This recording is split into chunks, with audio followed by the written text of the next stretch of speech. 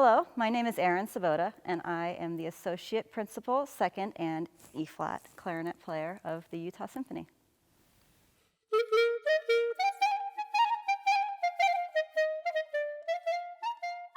I started playing the piano when I was 5, and then when the school band began at my school in 4th grade, I took up the clarinet. And I don't remember exactly why the clarinet was chosen. I think it was mostly my parents thought that it would be a good instrument to start out on. My personal preference would have been the saxophone because Lisa Simpson played the saxophone. But my dad told me no, I could never play in an orchestra if I played the saxophone, which I didn't care about at the time because I didn't want to play in an orchestra. I just wanted to play the saxophone. But it was nixed nevertheless. And my parents decided that clarinet would be a nice instrument to begin on. It's a fairly basic instrument to learn, and then if I chose to switch to another instrument, I could. But it turned out I liked the clarinet, and I stuck with it.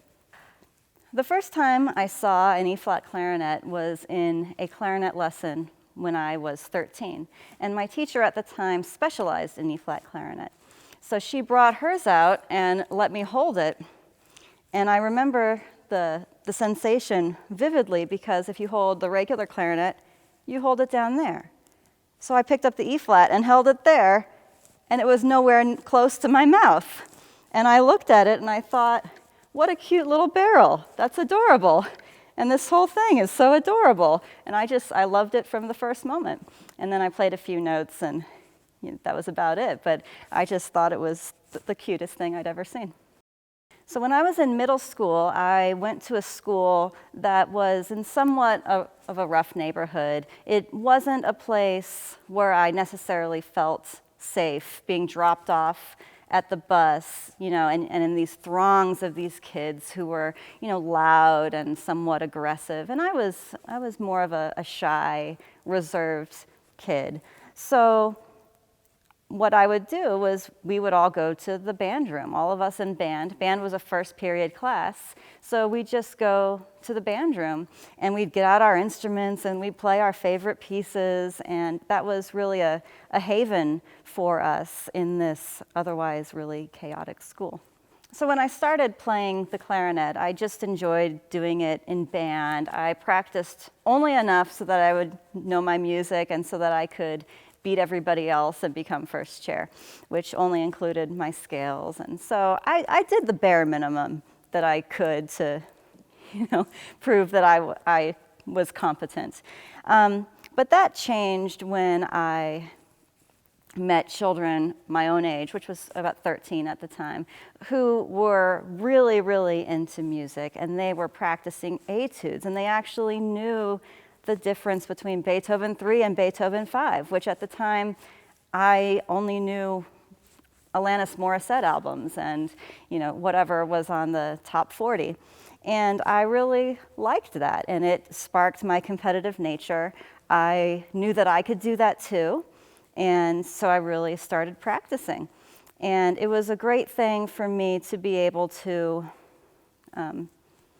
go into a practice room and not be able to play something and then practice it and be able to play it. It was a nice puzzle, a nice problem solver for me, and I enjoyed spending my time in that way. To become a professional musician, it took me until about the middle of high school to realize that that's what I wanted to pursue. And I just felt, well, at the time, I didn't understand the rigors of the actual life of being a musician. I just knew that if I worked hard enough, I could get a good job and be able to do what I wanted to do for a living. And someone actually tried to dissuade me from the lifestyle because it is difficult. You have to practice a lot. The competition is very fierce, and it's hard to get a job. No matter how good you are, you have to be the best on your audition day, and you have to be the one that fits the job that you're auditioning for.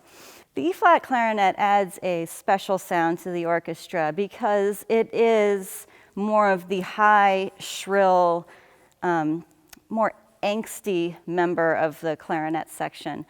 Piccolo, for instance, is quite high, but it has more of a, let's say, soothing sound. The E-flat clarinet can definitely add that jarring sound if you want something that is angsty.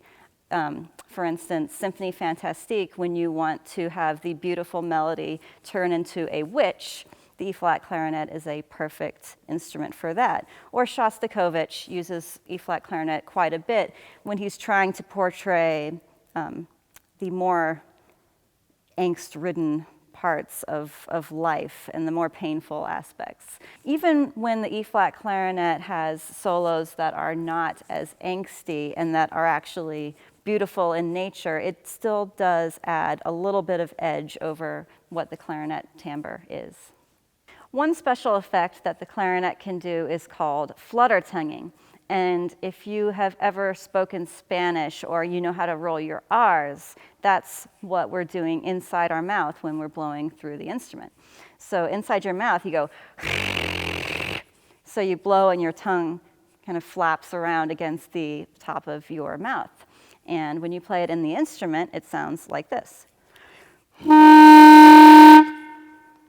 And this is a good effect for if you want something to sound, you know, really kind of nasty and jarring. One example is in Strauss's Don Quixote, where Don Quixote is the main character, and he has many adventures, but one of them leads him into a field of sheep. And this is the sound that he comes across.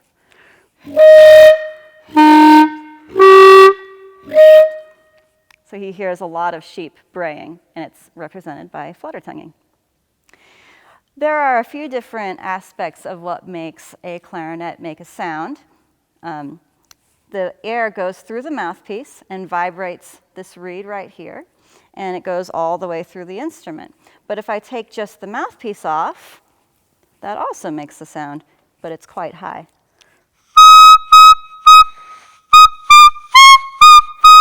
We can change it around a little bit. But if I try to play in the instrument without the mouthpiece, it doesn't sound like much of anything. There's nothing vibrating. The reed isn't vibrating into the instrument. So put it back on, and we can make a sound. What I love about playing in an orchestra is that it's a very interactive experience in music. So instead of listening to your iPod on, earbuds, that's like a 2D experience to me. It's the difference of if you're listening to that, or if you have a stereo, or if you then have a surround sound, or then the next level is going into an IMAX theater and having a whole experience around you. That's what playing in an orchestra is like. I hear the percussion and the horns behind me, and the violins in front of me, and every direction is different sounds, different experiences, and that's what it's like playing in the middle of an orchestra. The piece I'd like to play for you is Symphonie Fantastique by Hector Berlioz. And this piece is an example of early E-flat clarinet. He lived in the early 1800s, and this is the first instance that E-flat clarinet, as far as I know, was used in the orchestra. And the reason he added it was for its special timbre. Symphonie Fantastique is written about this woman that he loves, and she reoccurs in many different times and places in this piece, and she's always represented by this beautiful melody. But then things go south, and she becomes a witch, which is not beautiful anymore. So this beautiful melody is morphed into something that is more witch-like, and that's represented by the E-flat clarinet.